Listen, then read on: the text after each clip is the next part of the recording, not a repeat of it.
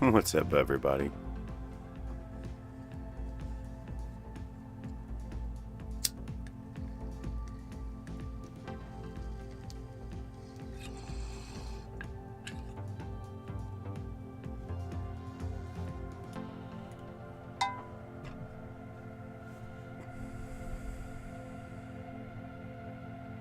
Welcome to the Gnome Show After Dark. I am Josh, your humble host, and it is my duty, nay, my pleasure, to trawl the briny depths of YouTube so that I may bring you the shinies, oh, the sweet, sweet shinies. I cover short films of varying genres, video games, analog horror and sci-fi, and anything else that I think is groovy. I hope you'll enjoy tonight's offerings. As usual, content for the blood god. I mean, on with the show. So, tonight, speaking of gods, we have a meditation on what happens after a god dies. I don't mean God, I mean a god. So, we'll be looking at that, and I found found a couple of Fallout short films that I have never seen before, and they looked really interesting.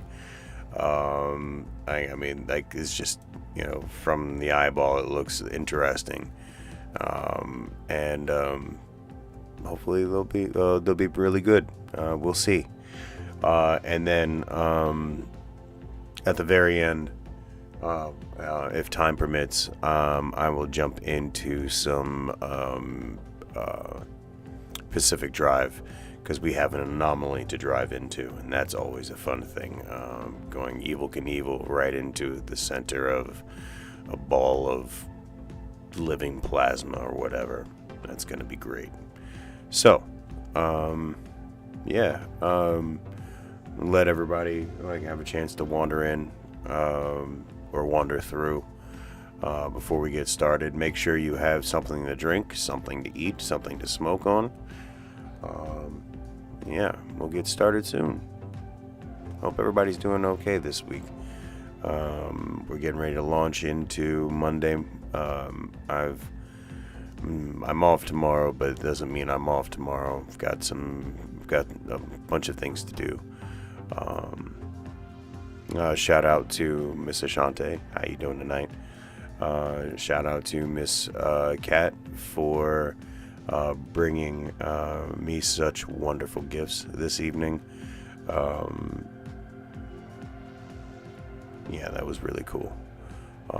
Speaking of gifts, so she got me some rosin. And this is from coming, she went to Cali, and got some really good stuff. This one is, fuck is this one? This one's GMO, and it's by Tall Tree Society, all natural. It was really good, really, really good. And she got Miss Ashante some really good flour, so I'm excited to get that to Miss Ashante.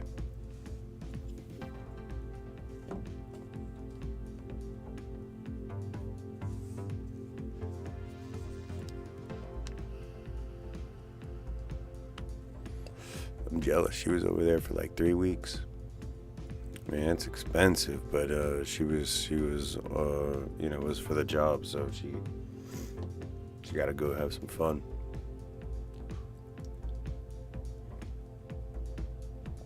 I can't be mad at that.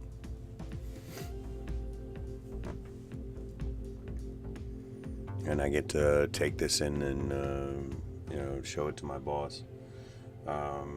It's not something we can get over here in any capacity, but he'd be interested to look at it anyway, see what kind of things are available. Especially when recreational rolls out. after, I think it was to be sometime in 2026 when that might happen. But I know we can, I think, put our applications in by next year, which is exciting.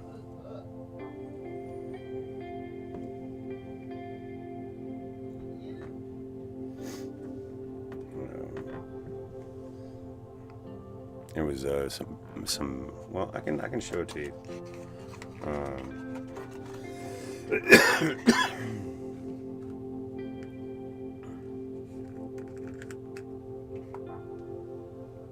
It's some batter.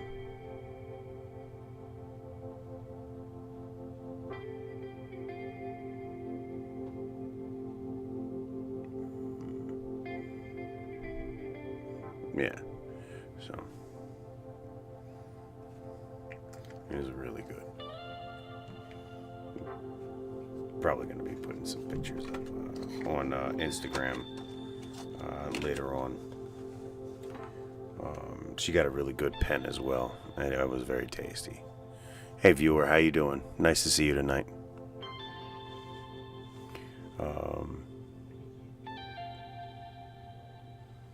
Really good music this evening.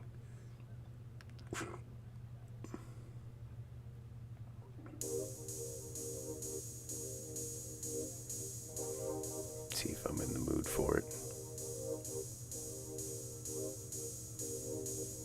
She got me some other stuff too, like she split like a half gram with me of some diamonds, and those are always really good. And also, I think there was some THCA crystal in there as well. Big enough you can just drop it in the banger and let it roll.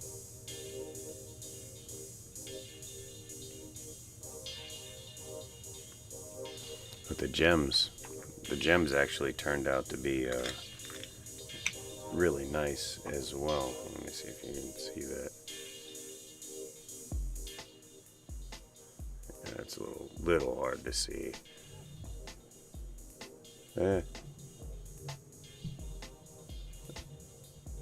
There we go. That's turning out really nice. Yeah, look at that. Those are gems.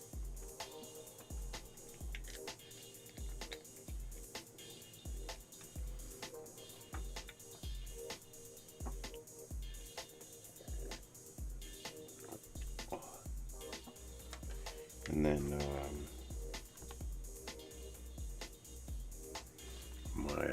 she got this.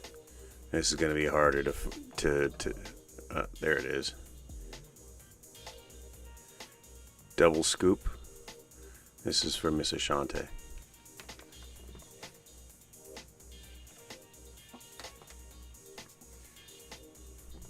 It's going to be nice. I mean, it wasn't free, but I mean, when you're in Cali, you know, might as well get it while you can, you know.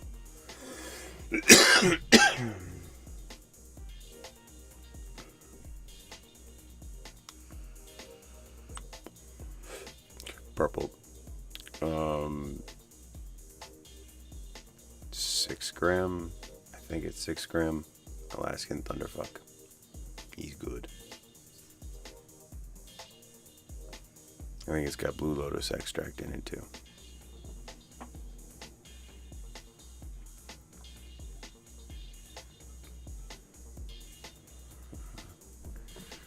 I'm just kind of waiting for the noise to die down a little bit.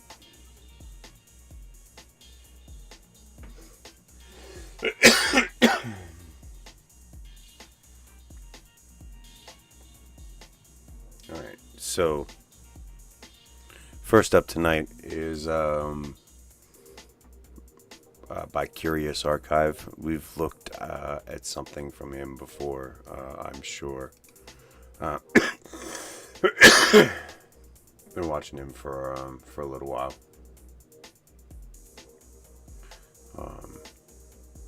what happens after a god dies, and I'll do a proper intro, like when we do the cold open for the YouTubers.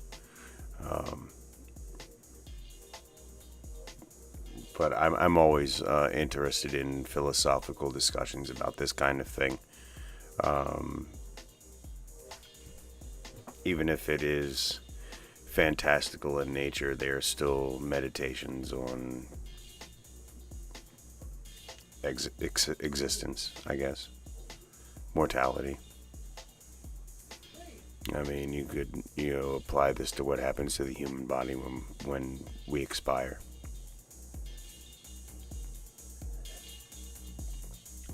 What do things do when they come across our body when it's at a micro level? What is this giant fucking corpse that's fucking like just appeared in in our space? What do we do with it? And then of course, the answer is, well, we eat it. Or we harvest it, or we make homes out of it, or items or whatever. But we use the resources that are available to us, correct? So, yeah, it's an interesting meditation.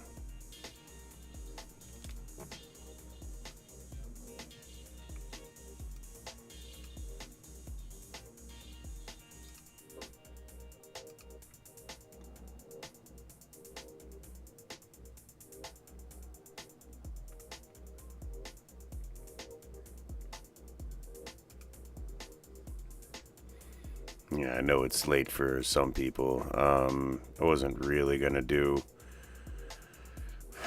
because I did one last night. I wasn't really gonna do a stream tonight, but I found some stuff that I wanted to watch, and like, if I have something left in the tank, I definitely do want to make another trip in the station wagon.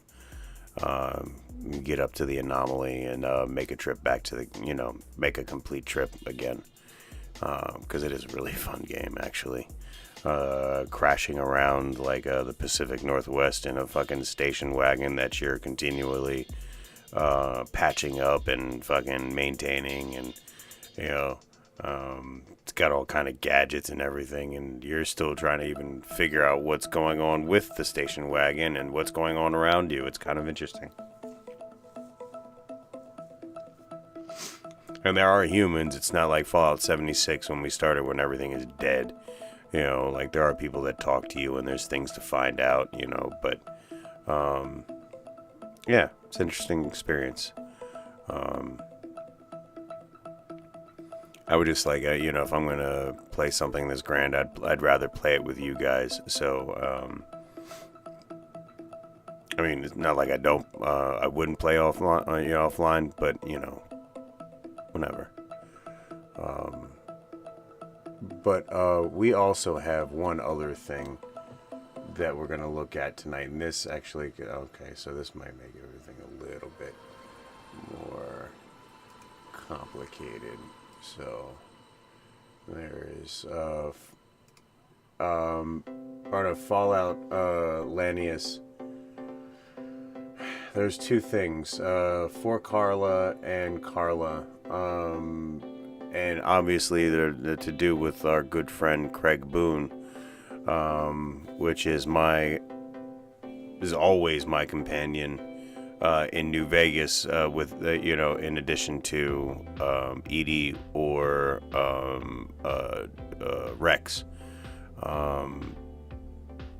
and I'm not sure if I can have all of them at once, but like I think the only thing is I have to rotate out Rex and Edie, I think, or something like that. I'm not sure, but like Craig Boone has a haunting story in New Vegas, and you spend a significant portion of the story storming around the Mojave Desert, absolutely obliterating Legion, which is my favorite thing to do in New Vegas anyway.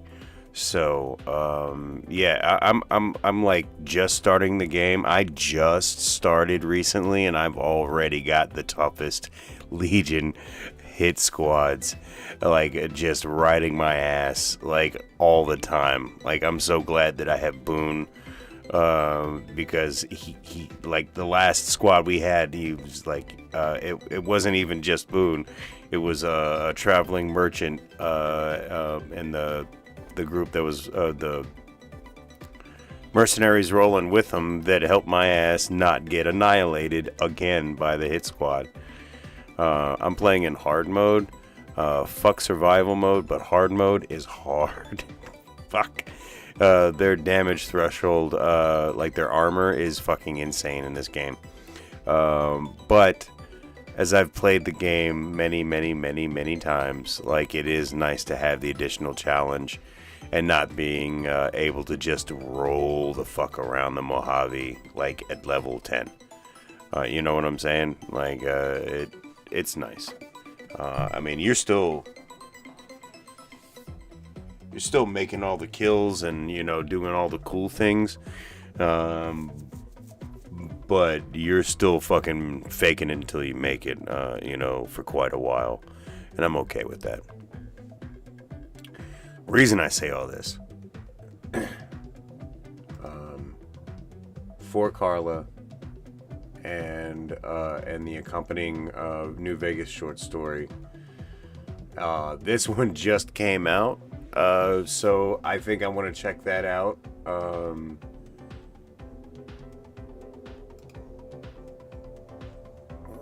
was that one? Did I get that one? Did that one make it into...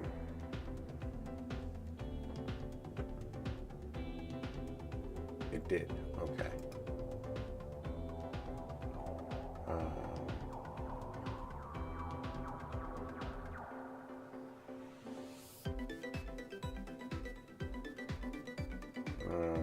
The teaser trailer fan made. That kind of looks cool.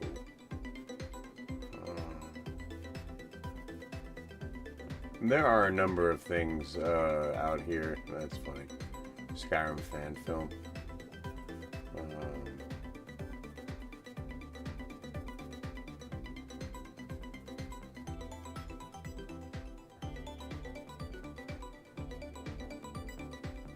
Okay. Lots enough. We go to y'all. Oh yeah, we were looking at Lanny's.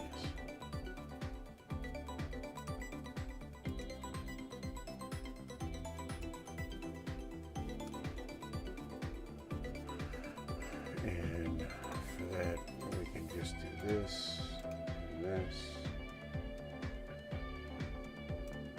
If you're reading this, then you know. Sorry. Stop. Wanted to make it back Stop. home to you.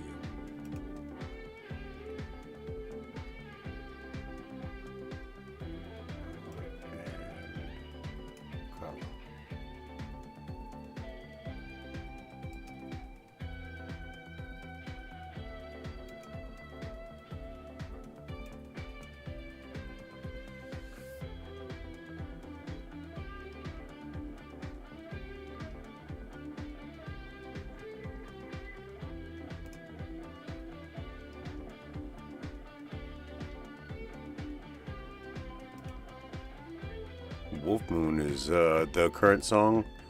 It's a pretty banger.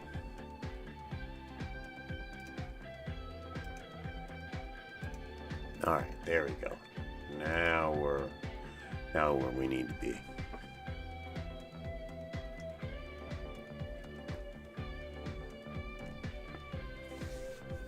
All right, we're about to get underway. If you have dabs, time to do them. In honor of the gifts that I've been given, we're gonna do this one. It's very, very tasty.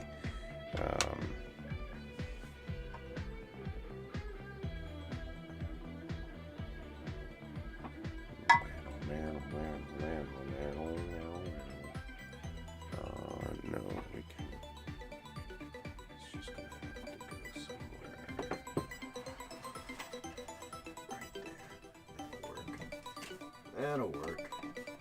It fits just barely. All right.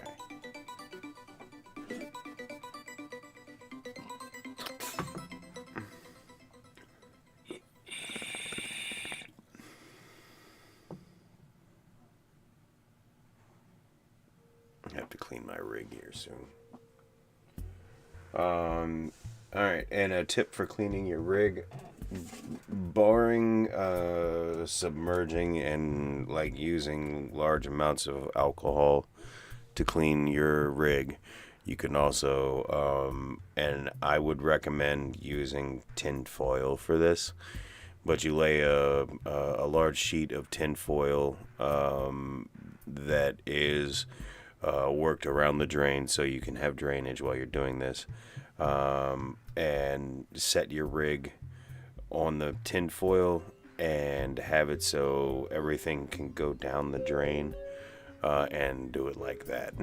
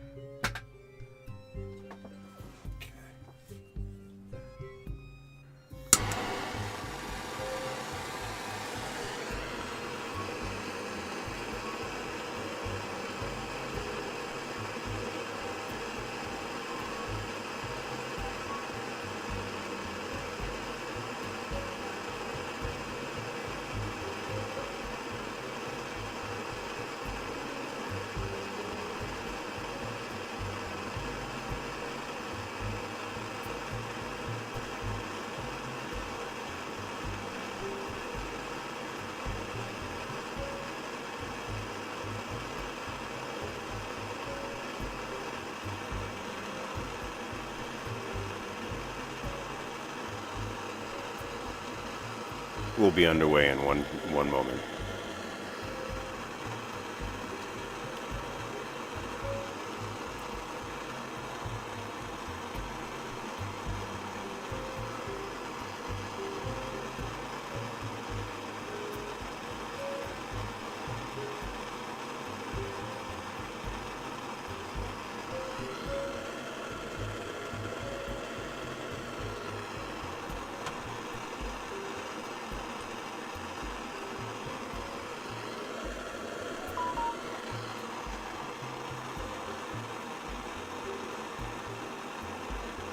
Oh, and welcome to the new follower on Twitch. Thank you very much. I appreciate that. I don't get very much play off of Twitch, and to know that I still have my viewers there, that is pretty cool.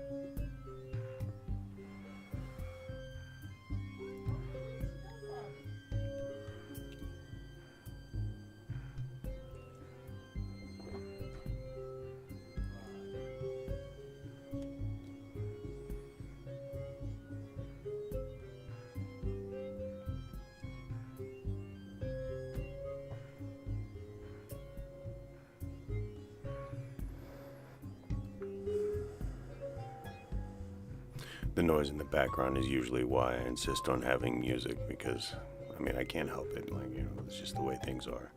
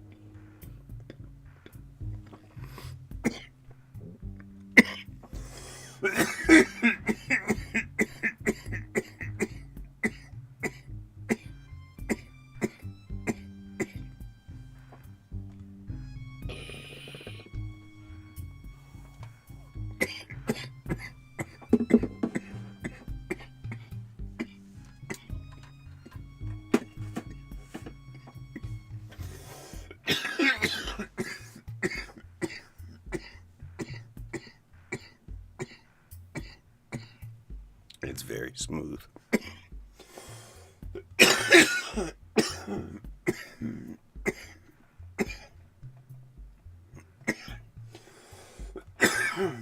I mean, there's no burn.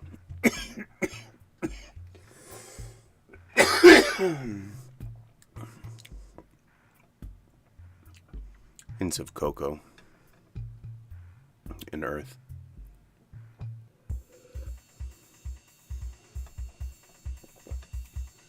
Very hashy. That was good.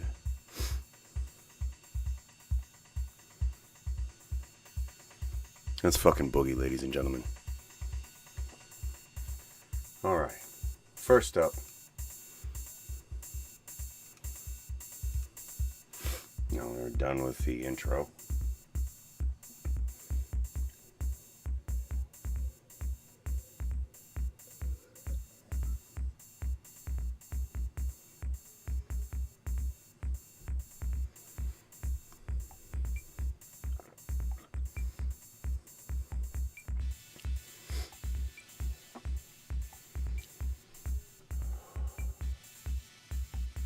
You know the drill, ladies and gentlemen. Cold open. Feel free to let your attention wander for a little bit. Welcome back to the Gnome Show, everyone. I am Josh, your humble host, and it is my duty, nay, my pleasure, to trawl the briny depths of YouTube so that I may bring you the shinies. Oh, the shinies. I cover short films of varying genres, video games, analog horror, and sci-fi, and anything else that I think is groovy. I hope that you'll enjoy tonight's offerings. Content for the blood god. I mean, on with the show.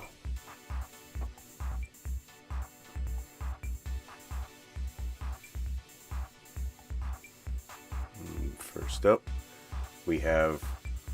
Oh, look at that. What happens after a god dies. Nice, philosophical discussion. Let's see what he's got to say about that. Let's boogie. I've come face to face with a god. He lives in the sky, and he's a giant flying whale. If you've played the game Skyward Sword, you know what I'm talking about. Levias, Spirit of the Skies, is a pretty awe-inspiring sight for a Wii game. When I was little, I spent hours circling around this deity, at times coming so close to divinity I felt I could reach out and touch it. So you can imagine my excitement when I learned that Breath of the Wild, a game set tens of thousands of years later, also includes Levias. He's dead.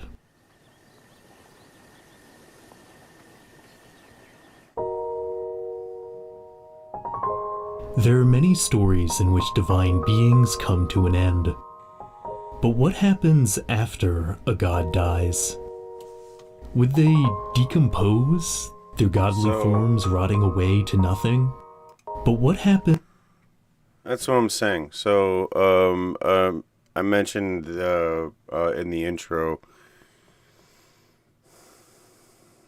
what happens when naturally one of us expires or anything else expires, and the microorganisms and just the macroorganisms, like, all find our bodies and harvest it for whatever they need and do their thing and go about their business. It's the same thing, like entropy takes everything eventually. So, I mean, really, this is a meditation on the natural order, I guess. After a god dies, would they decompose, their godly forms rotting away to nothing? Or would they linger, their figures forever changing the surrounding environment, or even becoming an environment themselves? Would they ever really die?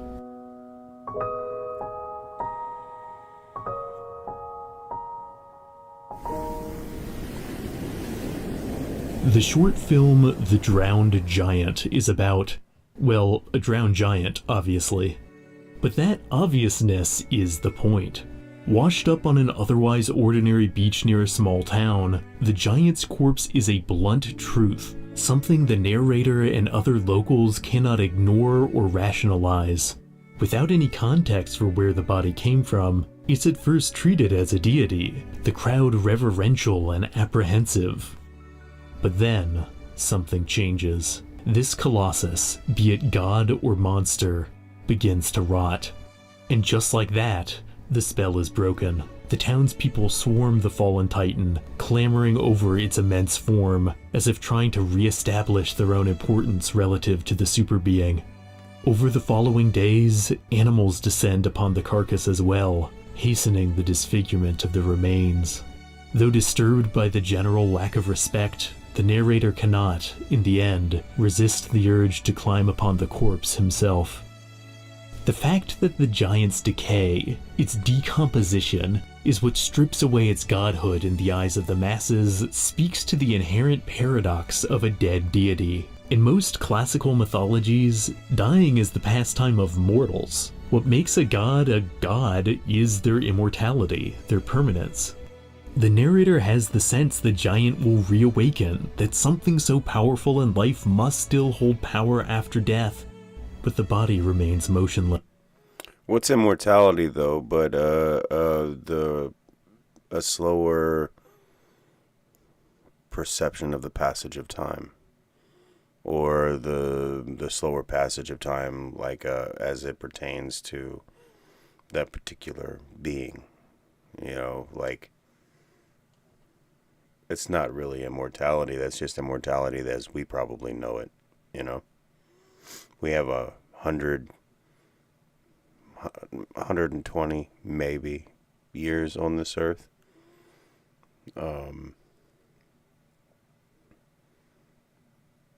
What is immortality but an excessive amount of lifespan? Soon, people see it as just another piece of trash, an unsightly obstruction that should be disposed of.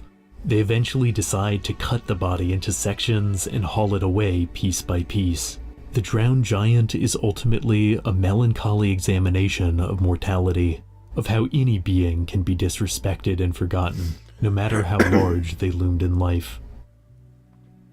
It is one thing to gaze upon the corpse of a god you did not know. It is another thing entirely to know a god before it falls, and know a god after. In the Xenoblade games, godly beings called Titans are so numerous, it's actually hard to keep track of them all. That is, except for in the third game, which makes things simpler by turning all Titans into lifeless husks that now make up the landscape. The reasons for this are too much to get into, trust me. But absolutely. The tragedy here is pretty straightforward. Here are the shells. I will say that Xenogears, the first game that was like out at the same time roughly as Final Fantasy VII, was an amazing game, and poses many philosophical and ethical and moral and theological questions, like all at the same time, while giving you an epic storyline and unique combat mechanics, at least for me at the time. That's still a formative game for me, and you also dealt with these themes. Like there were certain Titans that you would find buried in different places. Yeah. of beings that you know if you've played the other titles in the series. The game doesn't draw attention to these remnants either, which is notable since Xenoblade is, on balance, a pretty loud franchise. Instead, the remains quietly fade into the background. Most characters don't even remember what they were. I think what saddened me most about Levias's corpse in Breath of the Wild, aside from my celestial whale friend being a pile of bones, is the fact that no one seems to remember this deity. There are some researchers who debate his identity, but they assume he was just a large, extinct animal, not the god I knew him to be.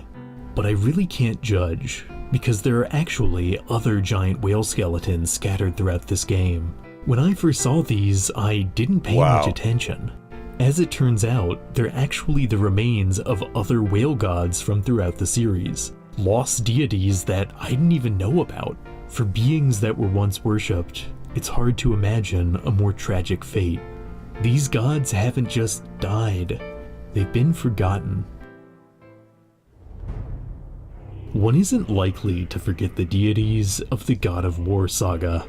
In the current series based on Norse mythology, clashes between gods and other divine beings regularly reshape the landscape.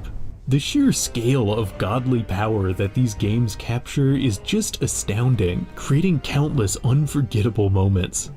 It's curious, then, that the experience that stuck in my mind the most wasn't meeting a living god, but a dead one.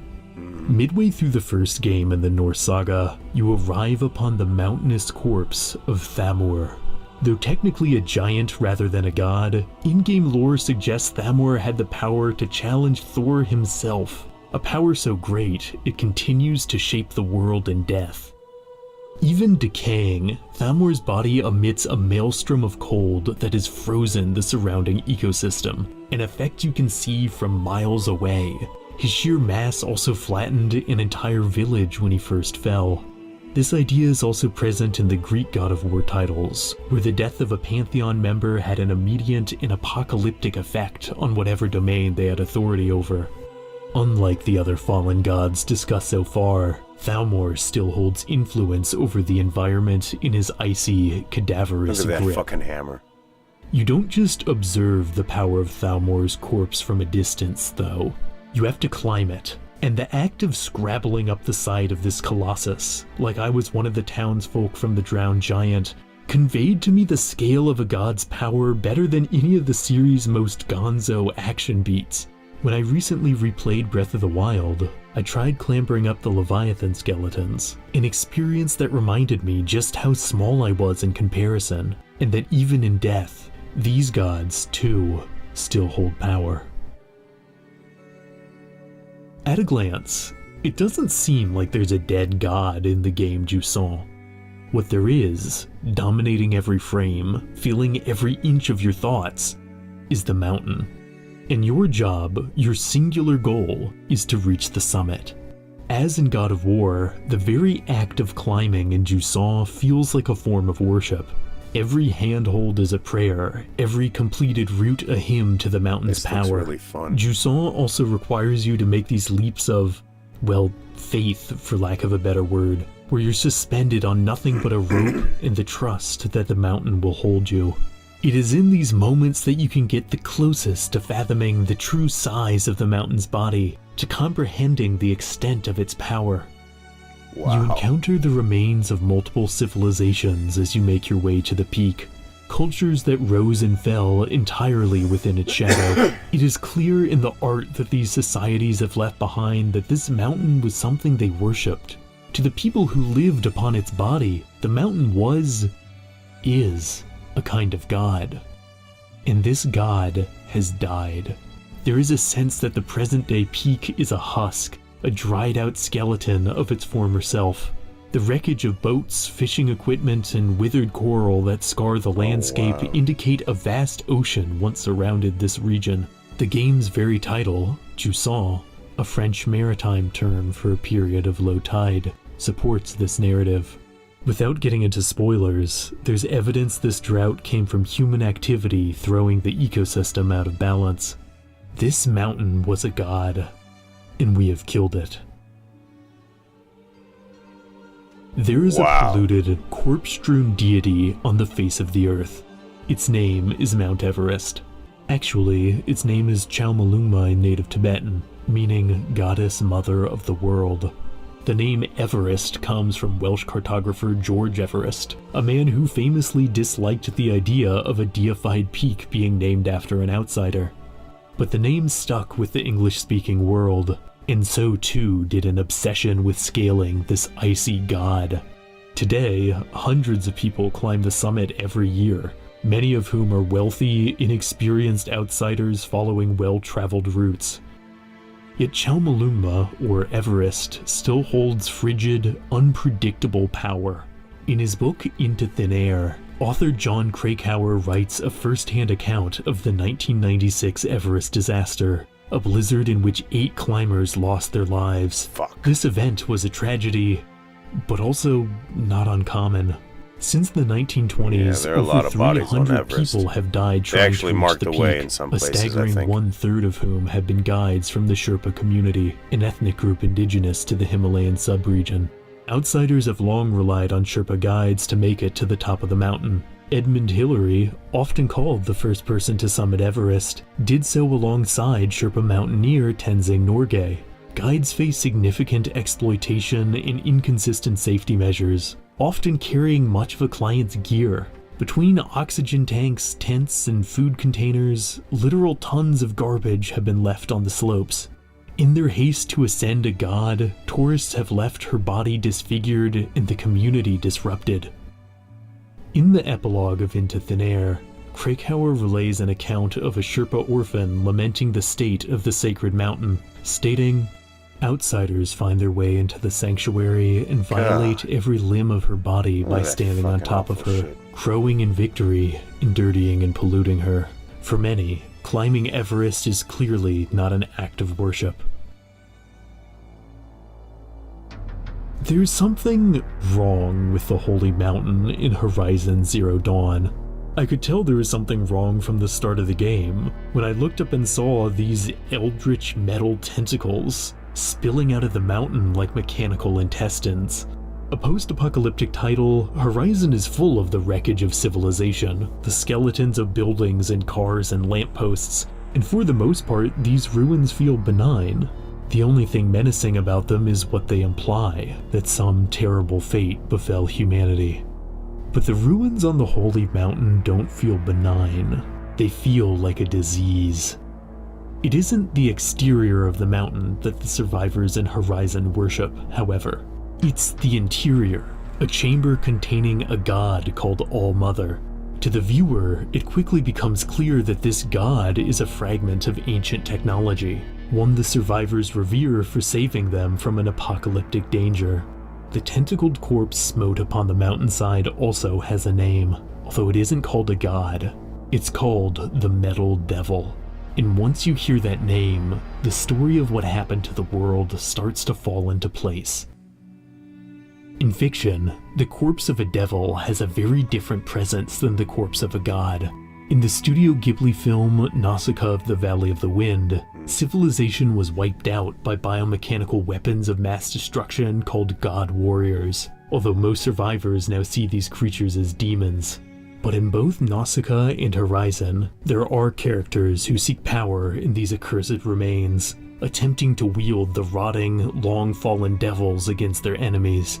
We're getting into spoiler territory here, but in each narrative, attempts to wield these demonic weapons end in further apocalyptic disaster, the characters inevitably losing control, undone by the same human arrogance that had previously destroyed the world. It's no accident that both these stories contrast these remains with nature, framing them as the consequence of disrespecting the natural order. Ultimately, these demonic corpses feel like humanity's punishment for trying to play God. Usually, yeah. Human hubris can become its own fallen god.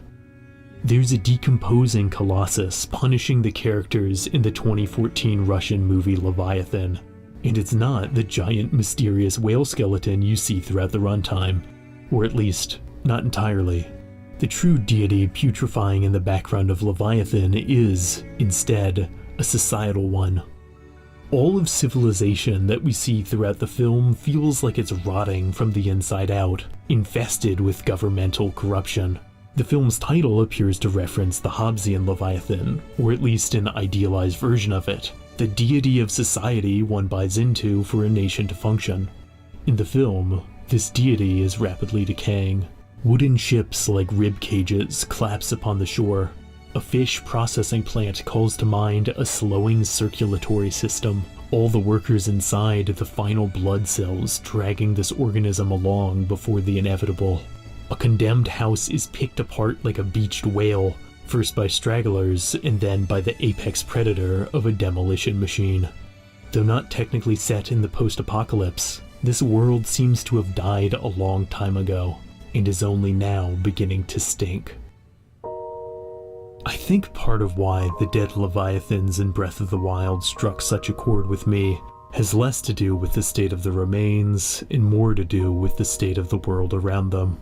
Though it doesn't always look like it, Breath of the Wild is a true post-apocalyptic narrative, set after a calamity destroyed much of civilization.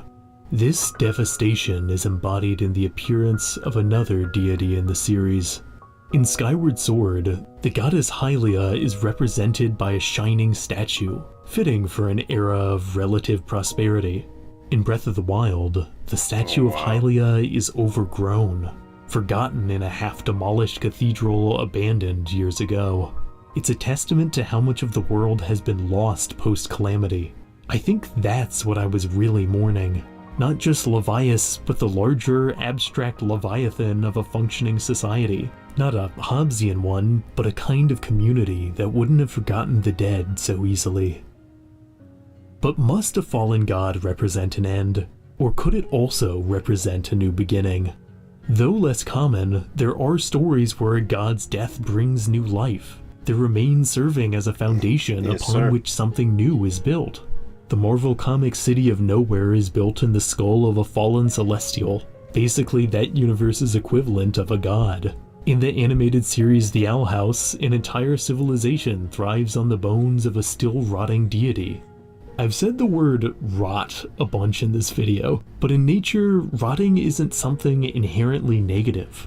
The decomposing remains of a leviathan like a whale can feed other life forms for years, even decades. Such events are called whale falls, and while I talk more about them in my video on dead worlds, it's worth reiterating just how much life these sea gods bring to the ocean floor, their skeletons becoming miniature ecosystems. Has such a life form even died? But there is another kind of godly skeleton that produces another kind of rot. The eeriest region in the game Subnautica is the Lost River, a noxious environment flooded with toxic brine, and at the center of this fallout are the bones of the gargantuan Leviathan, a creature so much larger than the other in-game life forms it borders on the divine. There's a sense that the Leviathan's decomposition is what's creating this poisonous brine, that its power still haunts the environment even after death. But even here, there are creatures that have adapted to this briny wasteland. In fact, some species seem to flourish down here, their entire life cycle tied to these pestilent remains. Life upon such a polluted, adversarial Leviathan is a struggle. It's unpleasant, but it's still a life. On Earth, polluted holy sites are rarely abandoned by the people who worship them. There are no statistics on how many bodies of water or mountains have been contaminated over the years, but a quick search shows you the numbers are in the hundreds, if not the thousands. Many of these sites are still regularly visited by individuals who must risk their own health to continue their way of life. And most of these sacred landmarks are far from beyond saving. Even Everest, despite the severity of its trash accumulation, could be made into a healthy region once more. But it would require effort, a change in the way these places are unprotected. There's a will, there's a way. It would require struggle. Hyper Light Drifter is a game about fighting for your life, no matter the conditions or the fallen titans before you. At least, I think that's what it's about. See, Hyper Light Drifter doesn't contain a single line of dialogue, communicating its themes entirely through visual and environmental storytelling. and the visuals that leave the biggest impact are easily the remains of the Titans. Look at that. These immense beings lie scattered throughout the world, and their presence is, well, it's disheartening to say the least. Because there is a rot, a sickness, slowly overtaking the character you play as, seemingly related to whatever wiped out the Titans. Though there's evidence the Titans weren't the nicest creatures, if these beings, these gods, have all perished, what chance do you have? The theme of Hyperlight Drifter is rooted in personal experience. Lead designer Alex Preston was born with a deteriorating heart disease, which he cites as an inspiration for the game's presentation. You can also see this in the title of the game's studio, Heart Machine, and in the giant, literal Titan's heart you can find that, despite being robbed of a body, continues to beat. Like the drowned giant, one of the Titans has been disrespectfully cut into pieces, and yet its fractured parts continue to function. Alex Preston, who is still making games by the way, knew Hyperlight Drifter might be his last ever project, and yet he pushed through and created something that will last into the future. At the end of The Drowned Giant, the narrator is surprised to find some of the being's bones have become part of the town, its scattered remains becoming structures and supports for houses. Though the giant is gone, its influence is not. It reminds me of a story in Norse mythology. Though only briefly mentioned in God of War, in the original Norse myth, there's another giant-turned-divine corpse called Ymir. Following his death, Ymir's body becomes the foundation for the entire world. Out of Ymir's flesh was fashioned the earth, and the mountains were made of his bones, the sky from the cold frost giant's skull, and the ocean out of his blood. Something can still be made from the body of a fallen Leviathan, even if it isn't the same as it once was.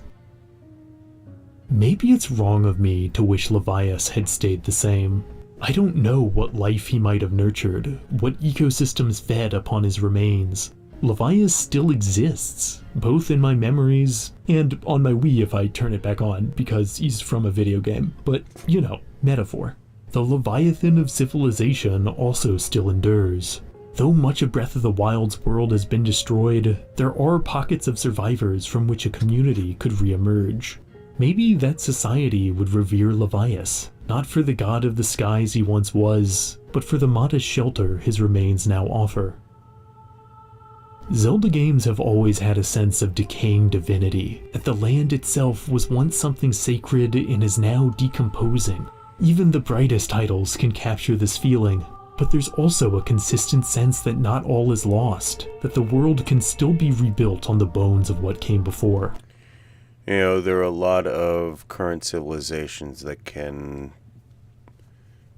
probably appreciate this sense of decaying of a once great civilization, empire, kingdom, whatever, and look and see the modern decay. But that's part of life. Like it is. Entropy is part of the equation.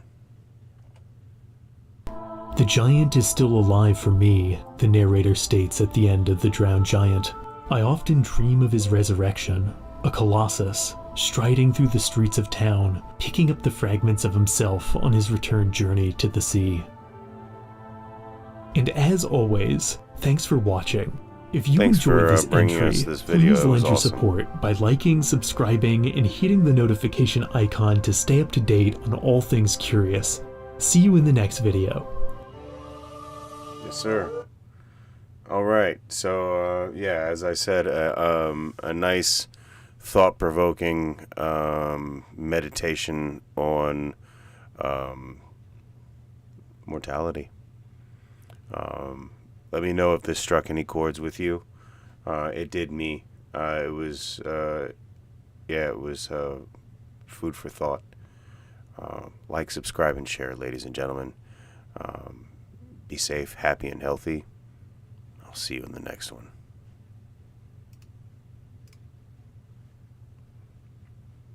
Okay. All right. So, next up, It's already 1:30, so no Pacific Drive tonight. But yeah, it's just gonna be TV time tonight. Next up, ladies and gentlemen, is a Fallout fan film called. Oh wait, hold on. Yeah, we haven't even pressed recording yet. Actually, if you want to get up, stretch your legs, refill your mug, go get that snack, maybe use the bathroom, go for it. Yeah, I'm gonna take a bowl hit.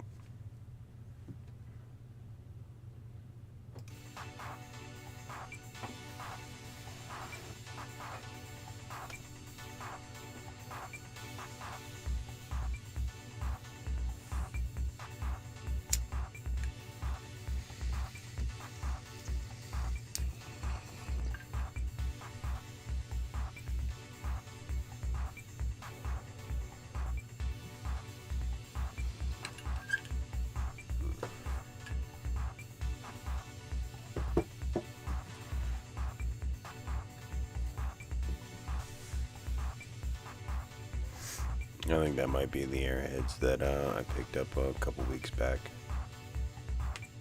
Really good.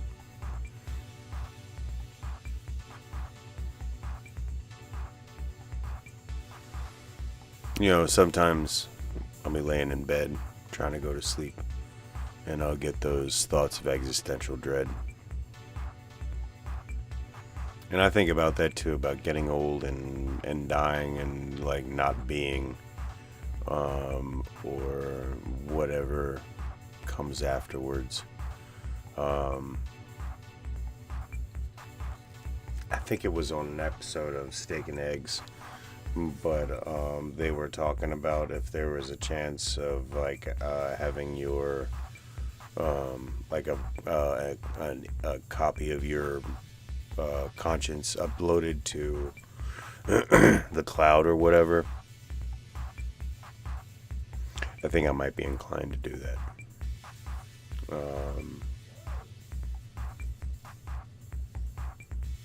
Because that would be interesting.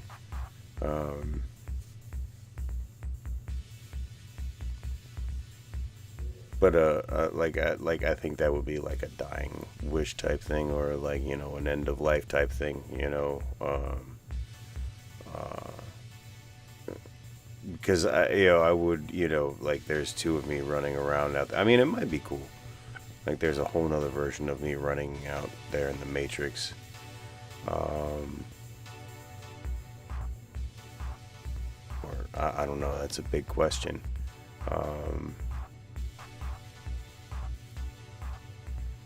Because even if, you know, like no matter what, it wouldn't be me. Like I'd either be doing my thing or I'd be dead and I wouldn't know anyway. But it would be cool to know that there's a version of me that's exploring new worlds, whatever.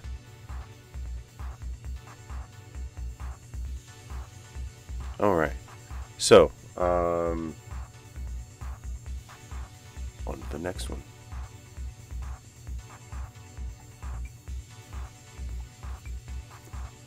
You know the drill. Tune out if you want.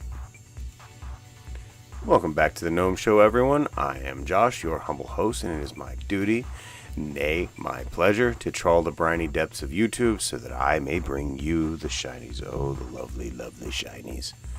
I cover short films of varying genres, video games, analog horror, and sci-fi, and anything else that I think is groovy. I hope you'll enjoy tonight's offerings. Content for the blood god. I mean, on with the show. Tonight I have for you Dream. It's a Fallout 4 fan film by Pandemic. Let me go ahead and give them a sub. And I already like that one, so let's jump into it, ladies and gentlemen. I hope you enjoy.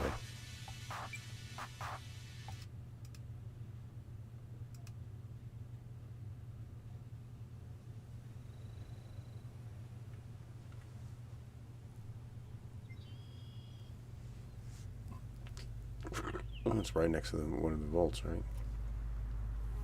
Yeah. Vault 11. 111, excuse me.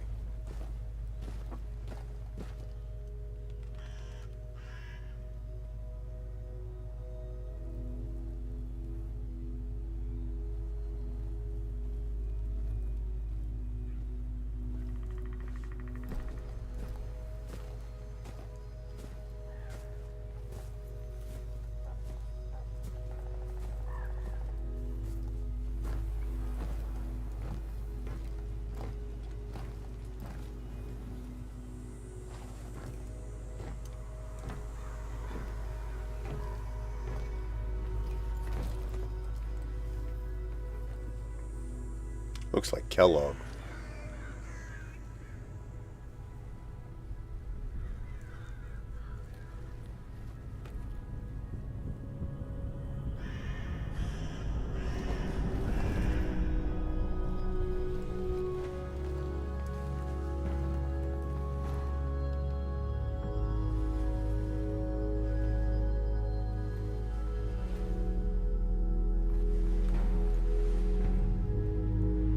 They're really good. Like he's locked in his memories.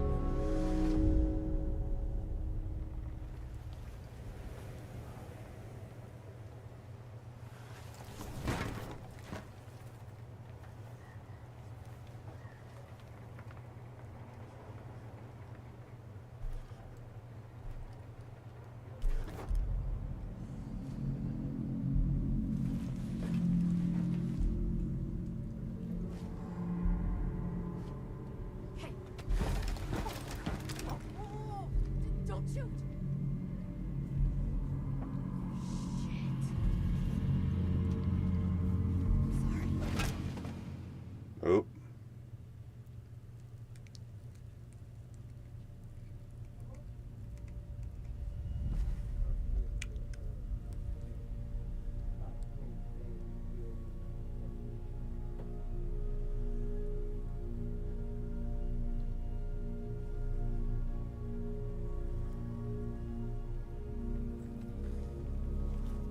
One more question, if you'll indulge me.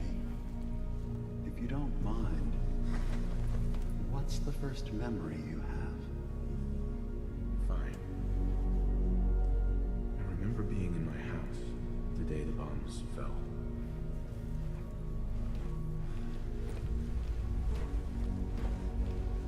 I was with my wife. We were getting ready for the day. They take everything you have, but your fucking, yeah, it looks like they relieved you of your guns. And, well, a lot's happened since then. I wanted to thank you. This world is overwhelming. But people like you make me feel better about coming here. I had a beautiful house, white picket fence, and a lawn with the greatest grass you'd ever seen. It was peaceful. Not like now. Not at all. I mean, I feel like I've been in control of my entire life. Making my own decisions and determining my own For fate. many years, I never questioned who my parents were. I accepted my situation, and that was that. But that person, it seems like they're drifting away. And the one I'm looking at now, I knew it was a mistake leaving him alive. This wasn't the world I wanted, but it was the one I found myself in. I understood that kind of revenge. The Commonwealth. My home. Ripped apart and put back together. No one better. We thought we were safe. But we were just kidding ourselves. You need to make things right. No more bullshit. Change. You've been, well, changing. You seem like you're angry at me. Ignoring me. Doing things your own way. I get it. I'm not who you want me to be. The pain of watching your family slip through your fingers. If I could see her just one last time. But there's no going back. It's hard to think about before this.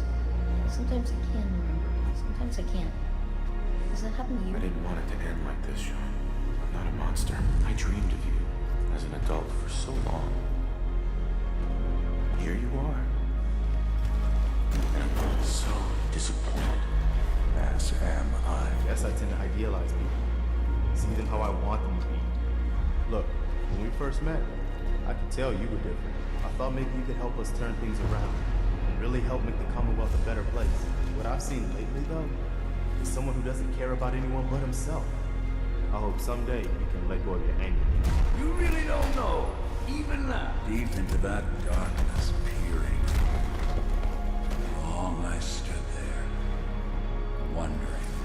But that, You think you're in pain now? that was murder. I can make you bleed. So this is like if the Soul Survivor made all the wrong choices. After 60 years, everything you've seen, all that you've learned, So much time. you're just going to walk away. Wasted. You don't remember. After what you've done, You didn't see it the way I did. Lou, I'm starting to wish I never met you. people don't change. I woke up. You're making us look like monsters out here. Dragged us down to their level. I saw them take you. It was your job to protect You said you chose and then you played me the fool. I'm not falling for that crap again. I couldn't stop them.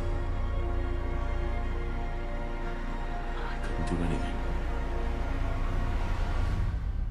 You failed.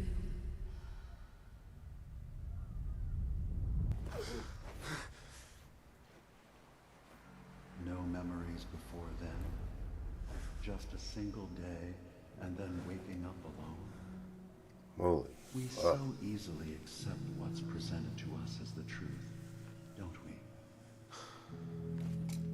I just don't know anymore.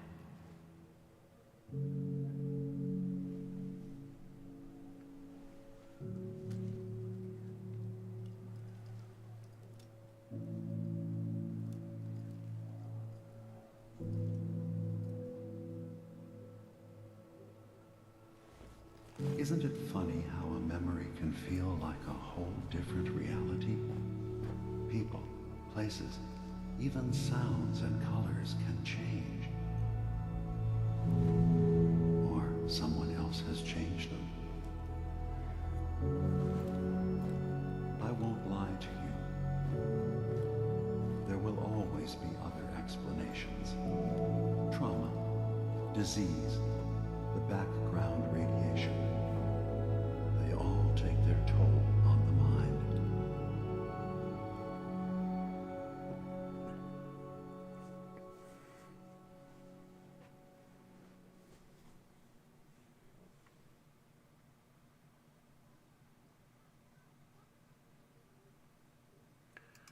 So that was called Dream, a Fallout 4 fan film in the machinima style, by Pandemic. It was very good. It's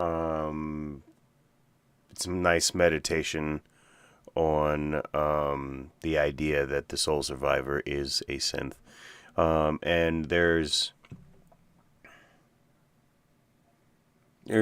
good reason for the speculation, but there's also something weird I found in the game. Like, once you go to Far Harbor, there's a quest you go to rescue a synth, and you track them. You track the body down to a couple of trappers, I think, and they had eaten the corpse. Which, kind of gave me the notion, wait, so the Institute has gotten so good at creating synths that they are indistinguishable from humans, except for the obvious of finding the synth component. But it still begs the question about the synth question. Excuse me. Whether they're people or real beings and undeserving of rights and everything like that. It's a very relevant question. I always sided with the railroad, and I liked Far Harbor. I liked the whole quest line that was going on there. In my opinion, Far Harbor is probably one of the best pieces of DLC that Fallout 4 has. I liked Nuka World, but I would like some changes made to that fucking DLC. Anyway, let me know what you thought in the comments down below. That was a really good film. He worked a lot, real hard on it, so go ahead and show him some love. Like, subscribe, and share. I love you all. Be safe, happy, and healthy, and I'll see you in the next one. All right. So, what is that? Oh, 28 great horror movies no one ever talks about. A very provocative thumbnail. Okay. So, it's only 7.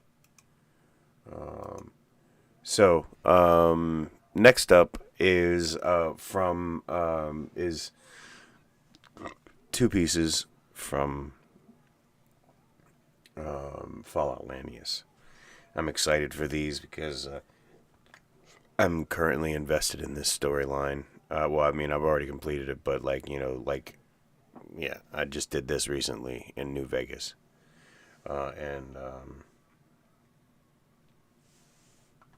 I always take out that bitch in the fucking in the hotel. I don't even wait anymore.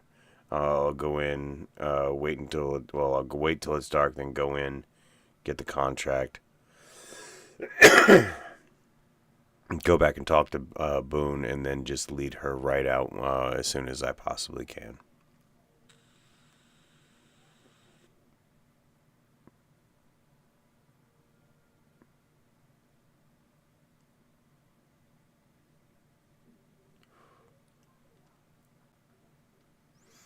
And now we have to go and do the whole personal quest line with Boone, and that's always depressing.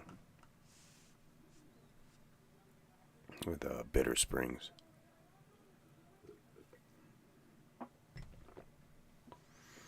When we get out to Camp Forlorn Hope and all that stuff, it's sad as hell. But it's interesting because you talk to the daytime sniper, and he has kind of a different view on how things went down because he was a former Great Khan. It's really interesting. Like everything is much more gray in New Vegas. I think that's why I like it a lot more.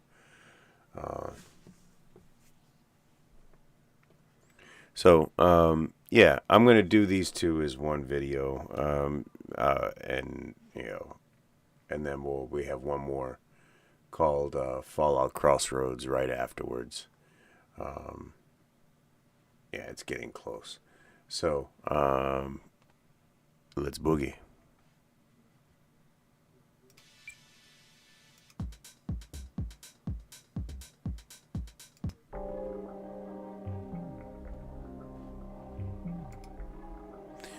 Welcome back to the Gnome Show, everyone. I am Joshua, your humble host, and it is my duty, nay, my pleasure, to patrol through... Wow, can't talk in this one. It is my pleasure to trawl the briny depths of YouTube so that I may bring you the shinies. I cover short films of varying genres, video games, analog horror, and sci-fi, and anything else that I think is groovy. I hope you'll enjoy tonight's offerings. On with the show. Tonight I have for you 2 pieces of film from Fallout Lanius, and if you are a New Vegas player, these will definitely tug at your heartstrings, and I don't know about closure, but definitely, I don't know, let's see. The first one up is called For Carla, and it's very short, but let's check it out. If you're reading this, then you know. Sorry. Wanted to make it back home to you. The pension won't be much, but it should help you and the baby get by. Want you to remarry when you meet the right person. Don't want you to have to be on your own. Not sure the right way to say how I feel about you. Think you know already, though. Always seemed like you knew what I meant. Maybe better than I did. Wish I was there with you now. There are things I couldn't tell you. Tried. Whatever you learn over time about my service in the NCR, hope you can forgive me. Lastly, know you were against it.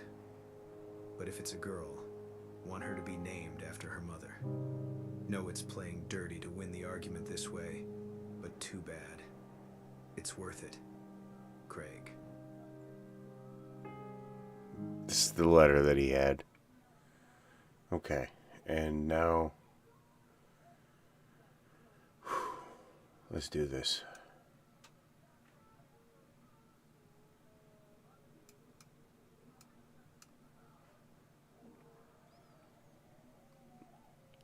For Carla. Or no, I'm sorry. Carla. Fallout New Vegas short story. Make sure you go and visit these guys and take a look at their stuff, because they have good stuff. Alright, let's go. Carla Boone was tired. She had been traveling for over a week, and all she wanted to do was sleep. Everything hurt. Most bindings around her wrists. They had walked the first few days, until ancient old trucks had hauled her and a handful of other women the last leg of the journey to Cottonwood Cove. She knew exactly what was happening. She knew exactly what was happening, and she was too tired and sad to feel much about it anymore. She'd stopped crying on day 3. There must have been close to 200 Legion soldiers in this camp and close to 50 slaves. The trucks had unloaded all kinds of people from all over the Mojave, and all of them had that hollow, empty look in their eyes she'd come to understand quickly. She hoped Craig was okay. She wished she could have told him she loved him, told him she was sorry. She wished they hadn't fought so much in the last few months. She wished for a lot of things and knew wishing did nothing, especially here. Carla looked up and noticed the beautiful blue of the sky. She'd spent so many days and nights in Novak looking out at that sky, smoking a Big Boss cigarette and dreaming about New Vegas. She missed her friends and her parents. She missed the noise of the city, and the clubs, and the beautiful people. She had hated Novak. She'd hated Novak from the day she had arrived. She'd hated those toothless rednecks that lived there, that ugly, stupid dinosaur thing. And for a while, she'd hated Craig for dragging her there. Now, she'd do anything to go back. The legionaries had started to corral the slaves away from the trucks toward the center of the camp, where there was wooden platforms. They looked like gallows without nooses, but they were certain death anyway. It's worse because I know what's coming. They're going to sell us, Carla thought, again. She almost laughed out loud at that, but didn't want to draw any unnecessary attention. She'd found the legionaries very cold, but rarely abusive. Gotta protect the merchandise, I guess. Carla thought about the baby inside her for the first time that day, and then she did want to cry. How could this have happened? Did someone in that dog-shit town hate me so much? Of course they did. You hated them too. At this point, did it really matter who sold you out? Was it Manny? That old cowpuncher, Alice McBride? That nasty little crone, Jeannie Mae? Yes. They Fuck all you. hated me, and I Fuck hated you, them. bitch. You got what you Standing deserve. here right now, it doesn't make any difference. The only thing I do know is that Craig would have already We got her worked it for out, you. and whoever was responsible was as good as dust already. Yes. Yes, Not she that it is. helps me here. She's They done. were being moved closer to the auction area, and Carla could feel a small wave of panic move through the group.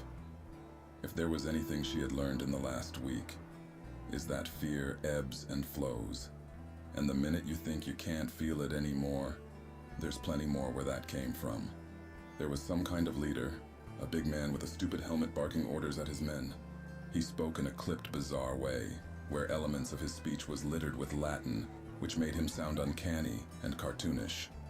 They were being split into groups by gender and age, and Carla was pushed into a pack of frightened women in their 20s. She didn't recognize any of them. but guessed they had been abducted and sold out from the various dust-choked towns they had used to call home too. Amongst the Legion soldiers, she could now see merchants and caravanners.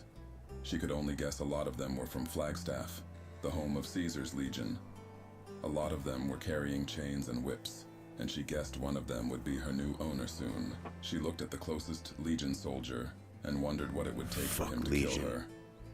She knew they were fanatics, devout to their masters, and that harming the merchandise was a big no-no. She scanned the hills around them. She was too tired to race to one of those peaks and jump. She looked back at the soldier. None of them wore sidearms, and truth be told, she had no idea how to use a gun, let alone shoot herself with one.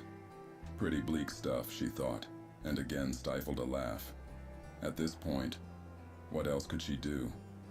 She hoped that wherever Craig was, he was okay. She had no idea she would have fallen in love with a NCR sniper. She'd imagined she would have fallen in with one of the New Vegas families. Lived a life on pills and booze in a penthouse suite, not some dust bowl with an ugly dinosaur gift shop. But Craig was something special. She'd never really been able to say it, but she'd loved him the moment they'd met. He was razor sharp, kind and handsome, and she secretly loved his coldness, his lack of bullshit. So different to all the New Vegas boys she'd known. He was husband material, her mother would have said. If only we'd ended up somewhere else. If only I'd been more understanding. If only Craig had listened. He'll kill Legion soldiers, until the day they kill him now. She realized. Which probably means he won't live long after this. The leader was now auctioning slaves, I'll make sure out their attributes and price. Human beings reduced to product perks. He'd pull a slave onto the stage, and then the merchants would bark prices at him and fight amongst themselves for the slaves they wanted. Sometimes they had to be pulled apart by legionaries, and then the auction would resume. Strong, able-bodied men sold first, followed by young women. Carla didn't really want to imagine if children were at these things too. A young girl in front of her started to sob, and Carla laid her hand on the girl's shoulder. She didn't bother to speak. What would she say? The girl was pulled onto the stage and sold in minutes. A fat, greasy merchant gently escorted her down and away from the sales area. Carla looked away. Before the centurion could pull her up, Carla stepped onto the stage willfully. She looked down into the faces of the legionnaires and merchants and felt nothing. The centurion began his pitch and Carla ignored it. She looked up into that beautiful, cruel blue sky, and then she saw it. A glint from the top of a ridge far away, so far away. You'd hardly see it if you didn't know what you were looking for. Carla didn't know much about guns, but she'd heard Craig talk about shooting for a long time. It was the glint of a sniper's scope. For the first time in over a week, she felt something akin to happiness. She looked down again into the mass of soldiers and slaves and merchants, and smiled. She placed her hand on her belly and looked back up into the direction of the glint, and smiled again. She could hear angry voices around her, but she ignored it all. She looked far away into the glint and closed her eyes. In that instant, she pictured Craig's face. She imagined the family they would have created. She remembered sometimes how beautiful the Mojave looked at dawn, when the sun began to creep over the desert, when she'd watch the sunrise drinking coffee and listening to the little desert coyotes yip and bark at one another. She thought about Craig one last time, and then there was a distant sharp pop, and then nothing.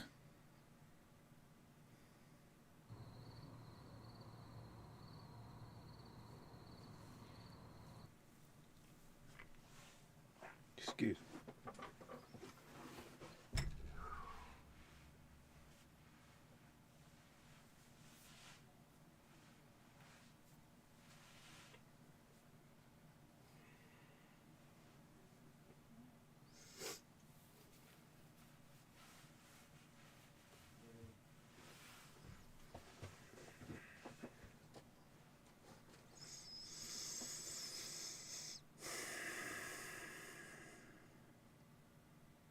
For Carla.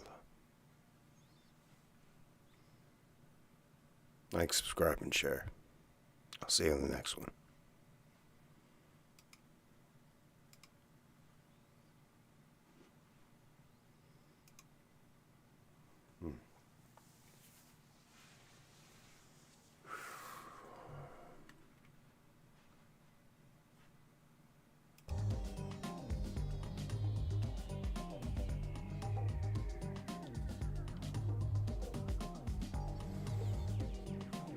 That was fucking intense.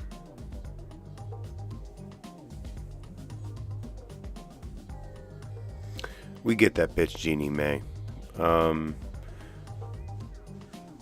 Spoilers for a fucking super old Fallout game. So you go out and you find out who took Carla.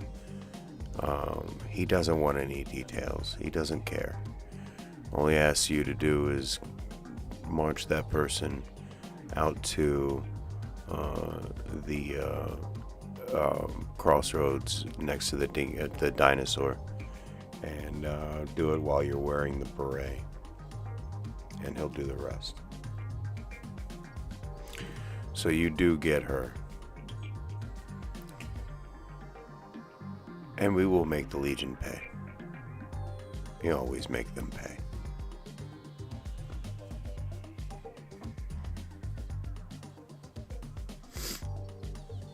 I'll be going down, not anytime soon because I'm not strong enough, but I'll be going down to Cottonwood Cove, and I'll be throwing the barrels down before. Actually, no, I'll be killing all the Legion there, and then I will kick the barrels down into Cottonwood Cove so that when they do try to use it, and this is pretty cool because before you kick the barrels, the radioactive barrels down into Cottonwood Cove, it's a staging area for going to Caesar's encampment. But after you kick the drums down there, they still use it, but everybody's got to wear radiation protection gear just to be there. And it's always fun to make everything much more fucking difficult for the Legion.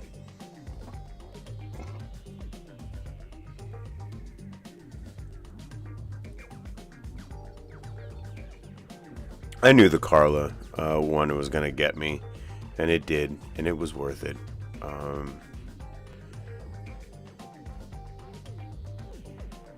There's always that, cause Boone describes what he does, he describes this scene, but to get it from such a visceral point of view, and it definitely was some closure. Very well done. Fallout Lannius were very well done. Alright, ladies and gentlemen, one more time. Okay. One more time, ladies and gentlemen, unto the breach.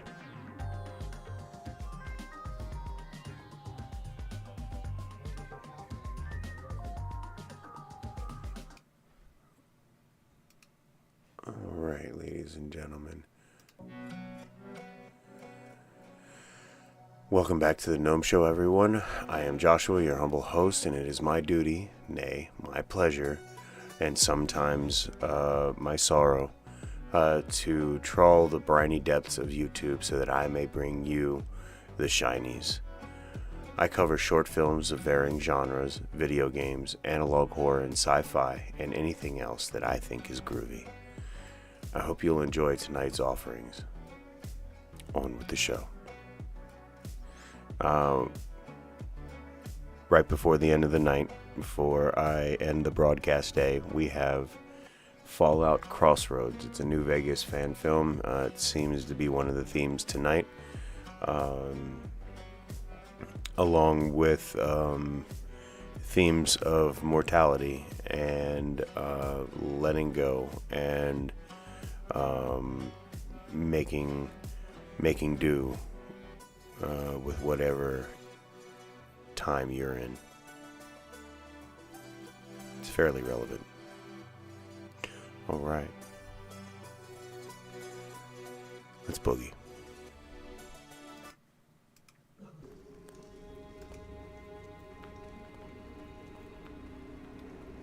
$22.81.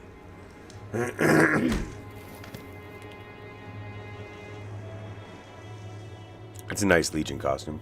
somewhere in the Mojave. Damn, got him right with the fucking spear. Not dead yet, though, I see.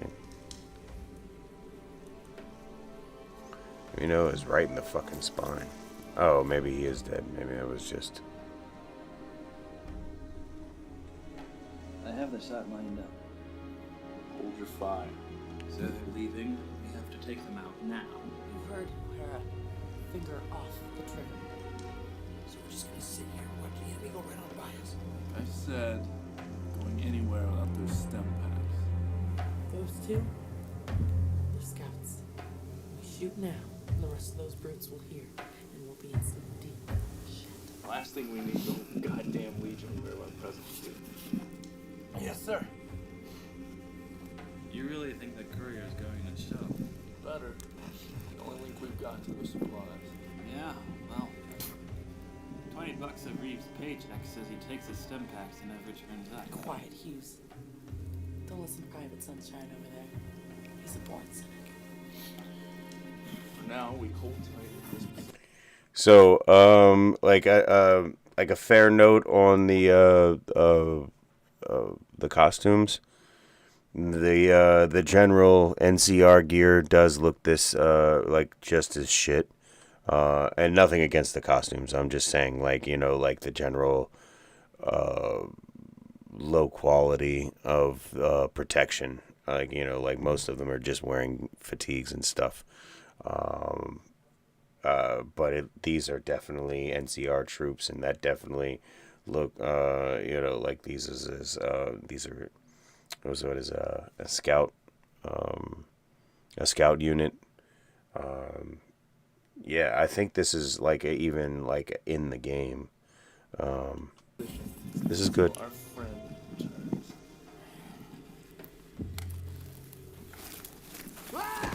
Oh, fuck.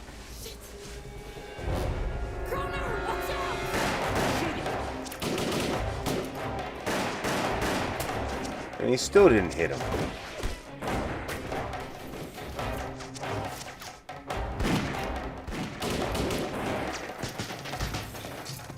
It is hard to hit a moving target. Oh, fuck. Where's that damn courier? He should be here by now. Courier is where he needs to be exactly when he needs to be. Oh, he's running for powder gangers. That happens. Very nice. But oh my gosh.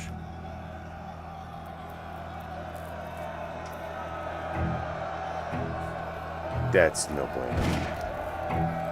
That's no bueno at all. Oh no. No, no, no, no, no, no, no. It's not a legged, but that's oh my gosh. That's fucking frightening. Where is the fucking courier?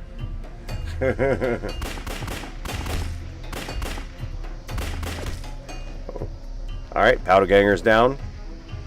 On delay, brother. You have things to do, people to save.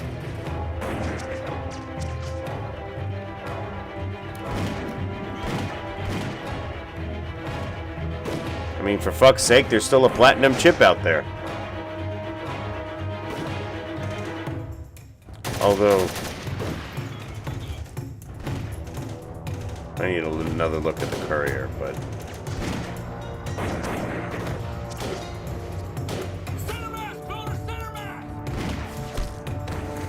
I mean, he's got a cowboy repeater. That's not bad.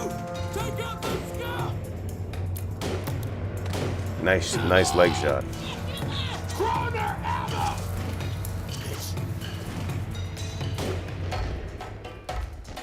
Oh yeah, he's got the duster on.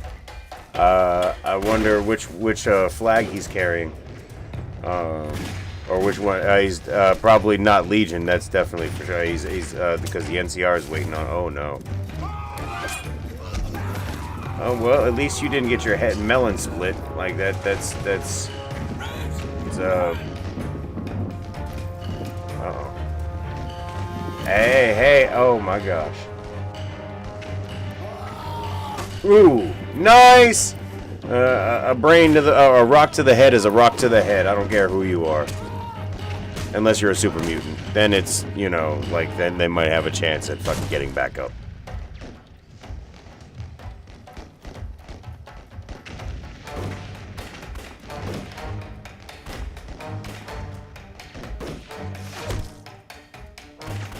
NCR is not doing that bad. Oh, hell yeah, Courier comes just in the fucking nick of time.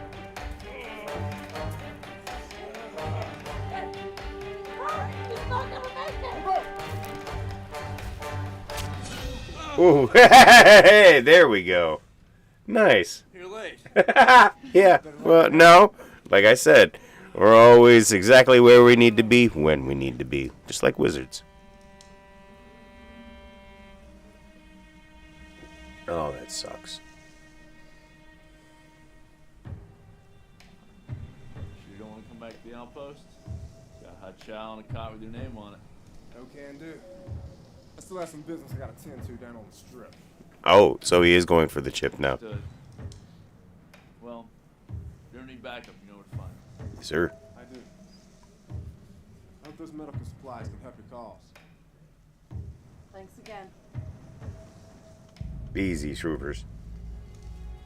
Fuck yeah.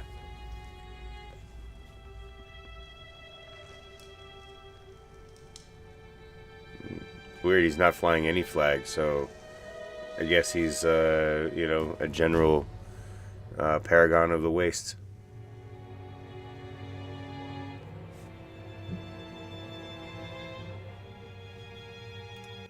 So, that was a nice fucking end to the evening. Fallout Crossroads, ladies and gentlemen, by Nick Laurent. Let me go give him a sub. And a like. And let's take a look at...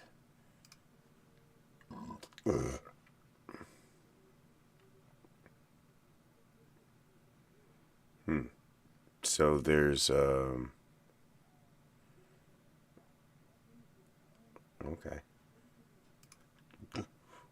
So he has been active, really, in the last decade or so, but I'm very glad to give him some coverage, and we'll watch some other ones down the road.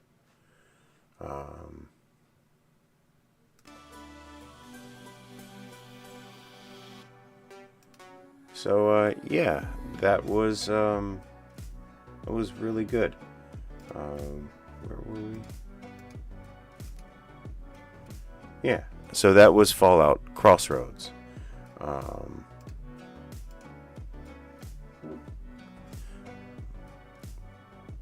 Sound off in the comments. Like, subscribe, and share. Be safe, be happy, be healthy. And I'll see you in the next one, guys. I may be on tomorrow night. I may not. I don't know. But I was on stream last night. So if you would like, go check that one out. And yeah, I'll have fresh videos up every day, 7 a.m. See ya.